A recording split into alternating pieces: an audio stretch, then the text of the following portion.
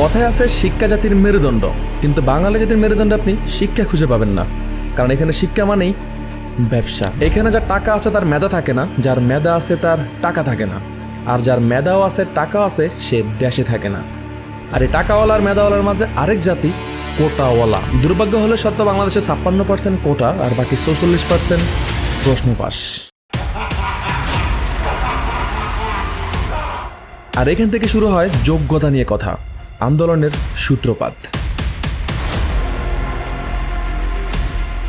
শিক্ষার্থীরা সবকিছু ঠিকঠাক শান্তিপূর্ণভাবে আন্দোলন করতেছিল, কিন্তু হঠাৎ এক সন্ধ্যায় মুক্তিযোদ্ধাদের নাতিপুতিরাও পাবে না, তাহলে কি রাজাকারের নাতিপুতিরা পাবে? তারপর থেকে দেশের পুরো সিনারি ঘুরে যায়। কোটা বনাম মেধা এবার দাঁড়িয়েছে রাজাকার বনাম জোকার, যার সারমর্ম বৈষম্য বিরোধী আন্দোলন।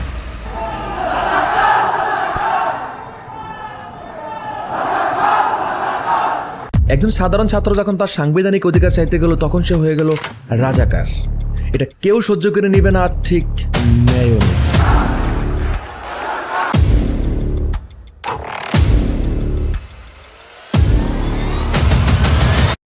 17 জুলাই 2024, সেখান থেকেই শুরু। চারপাশে প্রশাসনের তাণ্ডব, tear gas, sound grenade, rubber bullet আর একের পর এক লাশ। তারপর দিন শেষে ঠিক সন্ধ্যার পর হুট করে পুরো বাংলাদেশ ব্ল্যাক।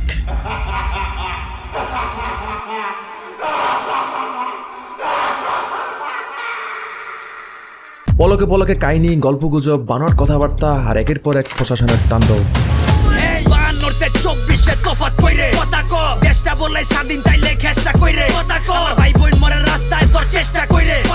তখনই কেউ মনে করে বাঁচতে হলে লড়তে হবে, আবার কেউ মনে করে বাঁচতে হলে মারতে হবে। বাঁচতে হলে লড়তে হবে, দেশের জন্য লড়তে হবে ভেবে এই আন্দোলনের একদম শুরু থেকেই মাঠে ছিলাম সশরীরে।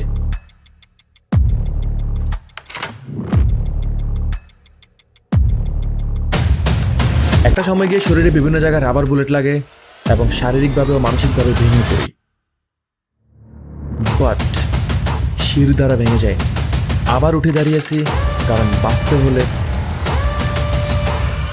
লড়তে হবে।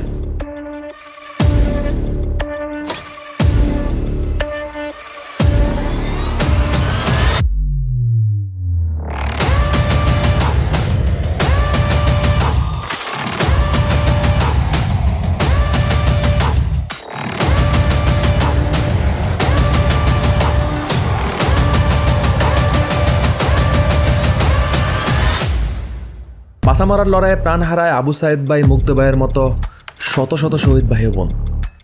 52-এর বাসা শহীদ 26 জন, 24-এর মেধা শহীদ 920 জন। অফ দ্য রেকর্ড হাজারো ছাড়াবে। হঠাৎ করে ভাবনায় চলে আসলো, কি দেখার কথা কি দেখছি, কি ভাবার কথা কি ভাবছি, কি শোনার কথা কি শুনছি। আজকে কি নিয়ে ভিডিও বানানোর কথা, আর আজকে কি নিয়ে ভিডিও বানাচ্ছি। স্বাধীনতার 53 বছর পরে এসে আমরা সেই স্বাধীনতাটাকে খুঁজছি।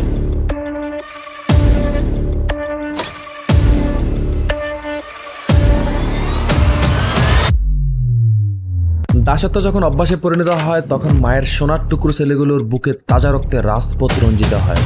কারণ দাসত্ব করতে গিয়ে সে তার শক্তি ভুলে যায়। হ্যাঁ, আপনি সঠিক আন্দাজি করছেন, আমি পুলিশের কথাই বলছি। না, আমার ভয় নাই, আমার মৃত্যুর কোনো ভয় নেই।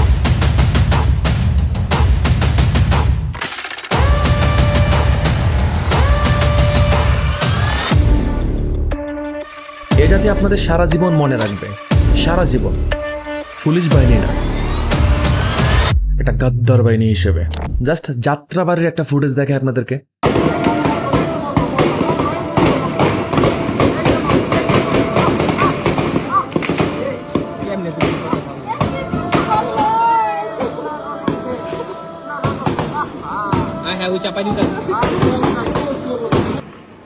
মাথা বাড়াই বাড়ি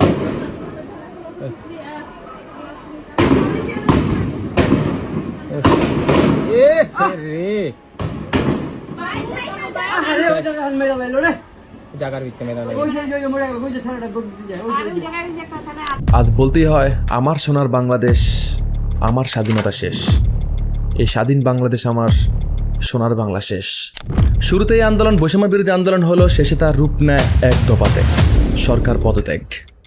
রাস্তায় নেমে জড়োতে থাকে সকল শ্রেণী পেশার মানুষ, আর এই যুদ্ধের ময়দানে একের পর এক পড়তে থাকে লাশ।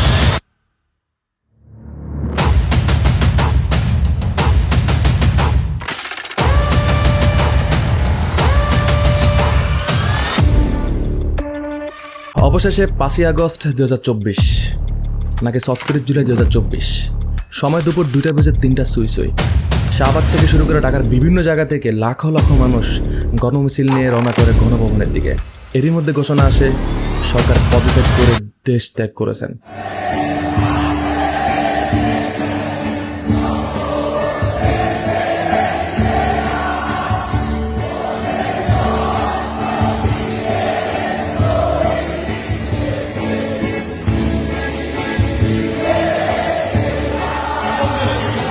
শুরু হয়ে যায় রাস্তায় লক্ষ লক্ষ মানুষের বিজয় মিছিল। বাংলাদেশ যেন মনে হয় নতুন করে নিঃশ্বাস ফিরে পেয়েছে।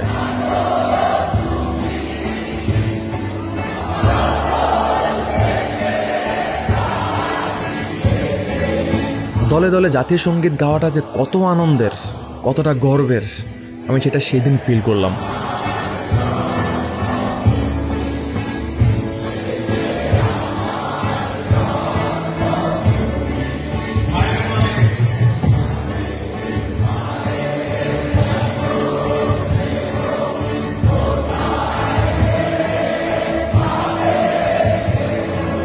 তারপর গণভবনে, সংসদ ভবনে, প্রাইম মিনিস্টার কার্যালয়ে শুরু হয় মানুষের দল।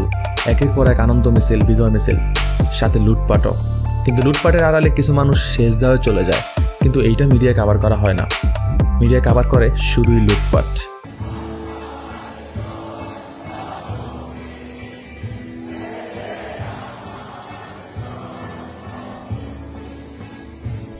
যাই হোক, আমার আবার আগে থেকে আশা ছিল গণভবনে গিয়ে গণভবনের লেকে একটু গোসল করব, স্বাধীনতার ডুব দিব। সো সেই আশাটা একটু পূরণ করে নিলাম সেই সুযোগে।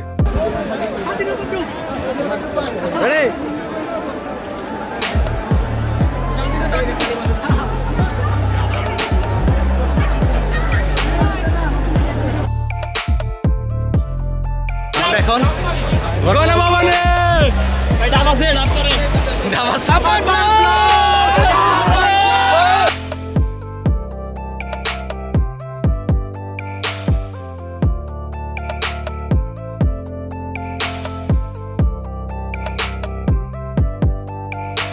এই বিজয়ের পিছনে কত জানা অজানা, কত শ্রেণী পেশার মানুষের ত্যাগ যে জড়িয়ে আছে তা হয়তো বলে শেষ করার কোনো উপায় নেই। যে যেভাবে পেরেছে সে সেভাবে আন্দোলনে সাহায্য করেছে, কেউ শ্রম দিয়ে, কেউ টাকা দিয়ে, কেউ আল্লাহর কাছে দোয়া করে। যে যেভাবে পেরেছে সে সেভাবে সাহায্য করছে।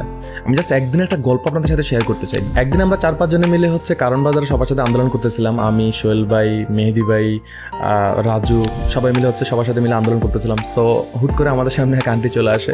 আন্টি এসে বলে তিনি আমাদের জন্য কিছু করতে চান। তো আমরা ওনাকে বুঝাতেছিলাম যে না, ঠিক আছে, ওভারঅল দরকার নাই। উনি আমাদেরকে বারবার রিকোয়েস্ট করতেছিল। সো ওনার বারবার রিকোয়েস্টের পরে আমরা না করতে পারিনি। উনি আমাদেরকে একটা সুন্দর করে একটা আপ্যায়ন করান।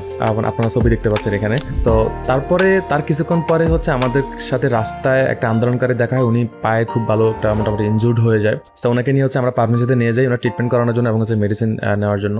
সো পারমিশিতে নিয়ে যাওয়ার পরে ওনার ট্রিটমেন্ট করানোর পরে, মেডিসিন নেওয়ার পরে সেখানে আমাদেরকে বিল দিতে দেয় নাই। সেখানে জান্নাত আপু নামে একটা আপু, সেখানে ওনার ট্রিটমেন্টের টোটাল খরচটা দিয়ে দেয়। সো এইভাবে প্রত্যেকটা মানুষ আমাদের এই আন্দোলনকারীদের সাপোর্ট করে গেছেন। অনেকে চাপের মুখে সশরীরে আন্দোলনে উপস্থিত থাকতে না পারলেও পিছনে থেকে ব্যাক হ্যান্ডের মতো, হেল্প হ্যান্ডের মতো যতটুকু সম্ভব সাপোর্ট করে গেছেন। এই আন্দোলনে যতদিন রাস্তায় ছিলাম সকলে পানি, বিস্কিট থেকে শুরু করে যত খাবার আছে সব এনে দিয়েছে সবাই একদম ফ্রিতে।